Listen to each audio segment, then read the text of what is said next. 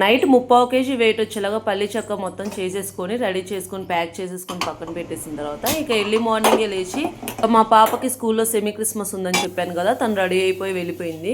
ఈరోజు semi Christmas celebrations complete అవ్వగానే ఈ రోజు నుంచే వాళ్ళకి హాలిడేస్. ఇక 8 days నేను వాళ్ళతో ఇంకా వేగాలి. ఏం చేద్దామండి, ఇంకా హాలిడేస్ వస్తే తప్పదు కదా. సో లేట్ చేయడం ఎందుకని చెప్పి ఇంకా నువ్వుల చెక్క చేద్దామని చెప్పి ఇంకా ప్రిపరేషన్ స్టార్ట్ చేశాను. ఈరోజు చాలా పనులు ఉన్నాయి. నువ్వుల చెక్క మొత్తం కంప్లీట్ చేసుకున్న తర్వాత వాళ్ళే మళ్ళీ కప్ కేక్స్ కూడా ఆర్డర్ ఇచ్చారు, అది కూడా బెల్లంతో అండ్ దట్టు కూడా వీట్ ఫ్లోర్తో. సో ఈసారి వీట్ ఫ్లోర్ కప్ కేక్స్ అనేది న్యూ రెసిపీ యాడ్ చేద్దాం అనుకుంటున్నాను. సో ఈ పనులన్నీ ఉండగా ఎర్లీగా చేసేసుకుంటే మంచిదని చెప్పి నేను ఈ ప్రిపరేషన్ మొత్తం ఎర్లీగానే మొదలు పెట్టేశాను. కప్ కేక్ రెసిపీ కొంచెం లేట్ అయినా సరే ఫుల్ వీడియో అప్లోడ్ చేస్తాను. చాలా టేస్టీగా వచ్చాయి.